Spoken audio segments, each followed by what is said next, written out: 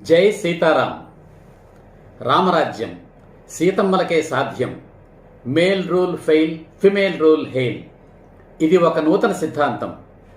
గతాన్ని మార్చలేము, భవిష్యత్తును మార్చుకుందాం. శ్రీ సీతారామ ధర్మ ప్రచార క్షేత్రం. ఇది ఒక నూతన సైద్ధాంతిక ఉద్యమం. ఇది ఒక నూతన సైద్ధాంతిక ఉద్యమ ఛానల్. మీ కాలక్షేపం కోసమో లేక నా సంపాదన కోసమో కాదు ఈ ఛానల్. ధనాన్ని ఓడించి బంధాలను గెలిపించడమే ఈ ఉద్యమ ధ్యేయం, ఈ ఛానల్ ప్రయత్నం. ఈ ఉద్యమంలో ఇది 3వ వీడియో.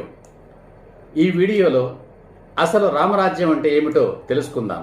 నేటి సమాజంలో ఎన్నో అవలక్షణాలు, అవినీతి, లంచగొండితనం, అధర్మం, అన్యాయాలు, అక్రమాలు, దురాచారాలు, వ్యభిచారాలు, ఆకలి చావులు, ఆర్తనాదాలు, అరాచకాలు, అత్యాచారాలు, దొంగతనాలు, దోపిడీలు, దగాలు, మోసాలు, హత్యలు, మానభంగాలు, యుద్ధాలు, మారణహోమాలు, ఇవన్నీ ఎంతో అభివృద్ధిని సాధించి మనిషి బొందితో సశరీరంగా చంద్రమండలానికి వెళ్ళగలుగుతున్న ఈనాడు సైతం కొనసాగుతున్నాయి.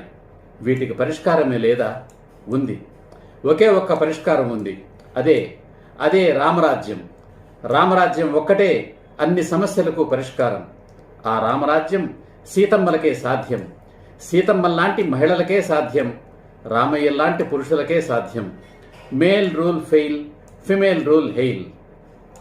అసలు రామరాజ్యం అంటే ఏమిటి? రామరాజ్యం అంటే హిందూ రాజ్యమా? కాదు.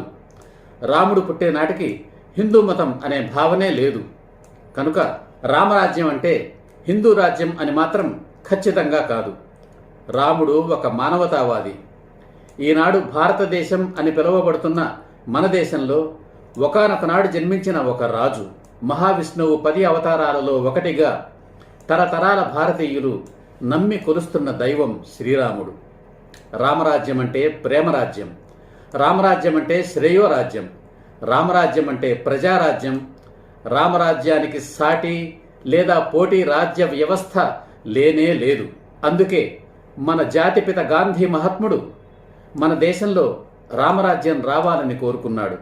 ఒక్క గాంధీ మహాత్ముడే కాదు, అనాదిగా మన భారతదేశంలో పుట్టి రామాయణం చదివి లేదా రామకథ విని లేదా రామకథ తెలిసి నడుస్తున్న పరిపాలనతో విసిగిపోయిన ప్రతి భారతీయుడు రామరాజ్యం వస్తే బాగుండును అని ఎప్పుడో ఒకప్పుడు అనుకునే ఉంటాడు.